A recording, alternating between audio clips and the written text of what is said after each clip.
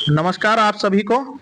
मेरा नाम रंजीत है और मैं एक रणभेरी संस्था को रन कर रहा हूं या फिर यूं कहिए इस संगठन को चला रहा हूं। इस बार रणभेरी आपके हित की, मेरे हित की बात करने का साहस कर रही है।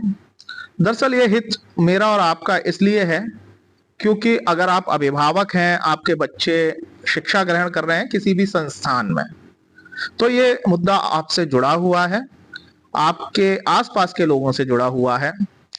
दरअसल जो एक सामाजिक ढांचा हमारे middle middle class, upper middle class और लोअर मिडिल क्लास के लिए तैयार कर दिया गया है कि आपका एक सोशल स्टैंडर्ड है और उस सोशल स्टैंडर्ड में आप अपने बच्चे को किस स्कूल में पढ़ा रहे हैं। दरअसल शिक्षा का भी एक स्टैंडर्ड और मानक तय कर दिया गया है हमारे समाज द्वारा।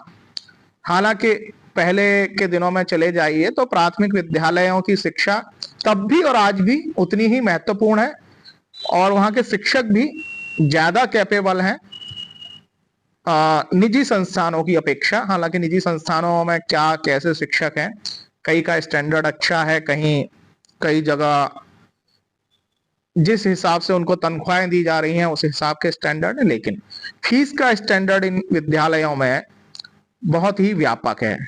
या फिर यूं कहें कि फीस लेने के मामले में प्राइवेट स्कूल्स कई गुना ज्यादा अभिभावक के साथ बेईमानी कर रहे हैं। दरअसल बेईमानी में इस बात को इसलिए कह रहा हूं, उसकी वजह है कि उत्तर प्रदेश शासन की ओर से एक गाइडलाइन है जिसके अंतर्गत कोई भी प्राइवेट स्कूल, उसका स्टैंडर्ड कुछ भी हो, वो बेशक वातानुकूलित माहौल में बच्चों को पढ़ा रहा हो, लेकिन फीस का एक मानक है। इससे ज्यादा अगर फीस वसूली जा रही है तो निश्चित तौर पर यह गलत हो रहा है। फीस कई अलग अलग मदों में बताकर वसूली जाती है, लेकिन किसी अभिभावक के पास कोई भी एक ऐसा नियम या कानून उसके पास नहीं होता कि वो सवाल कर सके। फिर उसके बाद आखिर मैनेजमेंट से लड़ेगा कौन। कई स्कूलों में यह होता है कि एडमिशन जैसे तैसे हुआ था, फीस जो ले रहे हैं उन्हें देनी चाहिए क्योंकि वो बच्चे को बाहर निकाल भी सकते हैं, लेकिन अब ऐसा नहीं है। आपको जागरूक होना होगा।